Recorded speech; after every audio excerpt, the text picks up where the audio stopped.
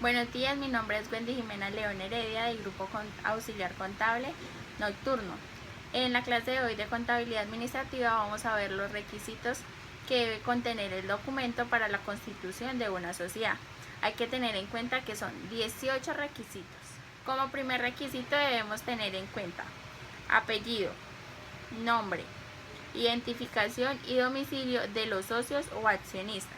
En caso de que sea persona natural, se debe tener en cuenta su nacionalidad, y en caso de que sea persona jurídica, debemos tener en cuenta la ley que lo rige, el decreto, su NIT, si está basado en una escritura pública o privada, y tenemos que ver su representante legal. Como segundo requisito debemos tener en cuenta el tipo de sociedad que deseamos constituir, ya sea una sociedad comandita por acciones, comandita simple, una sociedad colectiva, una sociedad limitada, ya sea una empresa unipersonal, ya sea una SAS. O sea, debemos tener en cuenta eso, el tipo de sociedad que debemos constituir. Como tercer requisito debemos tener el nombre, la denominación o la razón social de la persona jurídica que se va a constituir, teniendo en cuenta la ley de acuerdo a al tipo de sociedad que se desea crear, ¿no? Y también tener en cuenta la homonimia. ¿Qué es la homonimia? Es que usted debe tener en cuenta que su sociedad debe tener una denominación o nombre único o similar a otra, más no el mismo, porque la ley no lo permite. Como cuarto requisito debemos tener el domicilio de la sociedad exactamente, ya sea ciudad o municipio.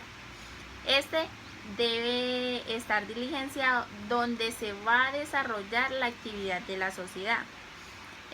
Un ejemplo, en Bogotá. Y si hay una sucursal de esta, también debe ser informado. Es decir, Bogotá, una sucursal en Acacias Meta.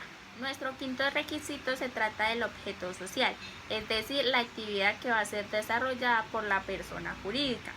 En este caso se deben evitar los objetos indeterminados, pero se utilizan en las sociedades que estipula la Ley 1014 del 2006 y las SAS. Son las únicas que pueden utilizar un objeto indeterminado. En nuestro sexto requisito tenemos la vigencia o término de duración de la sociedad. En el caso de las sociedades creadas de acuerdo a la Ley 1014 del 2006 y las SAS, son las únicas que deben o tienen una terminación indefinida o definida. Como séptimo requisito tenemos el capital social.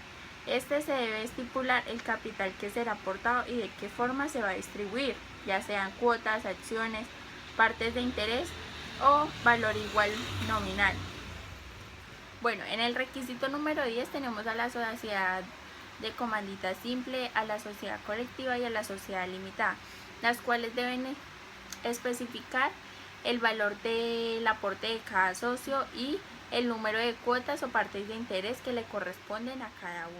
Bueno, en el requisito número 11 tenemos a las sociedades creadas de acuerdo a la virtud de la Ley 1014 del 2006, la cual estipula que el capital aportado por los socios debe tener una descripción muy leve de los bienes aportados y el valor de cada uno de ellos. En el número 12 debemos pactar de qué forma va a ser administrada la sociedad.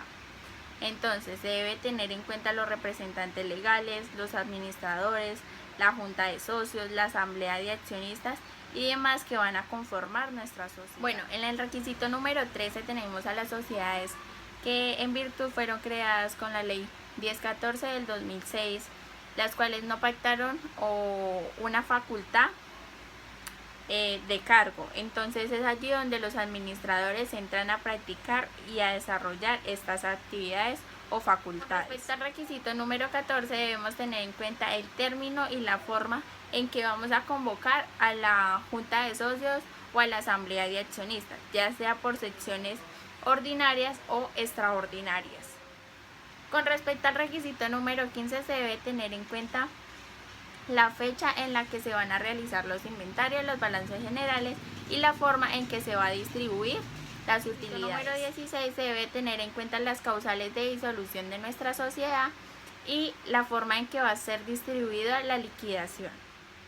En el requisito número 17 tenemos las obligaciones y facultades que debe cumplir el revisor fiscal siempre y cuando la ley lo estipule, o sea que nuestro revisor fiscal o nuestra sociedad cuente con un revisor fiscal. En nuestro último requisito tenemos los nombramientos, en el cual se debe indicar el nombre completo, el número de identificación y la fecha de expedición del documento de nuestro representante legal, del revisor fiscal, de la junta de socios, de la asamblea de accionistas, de la junta directiva y todos aquellos miembros que intervienen en nuesra sociedad.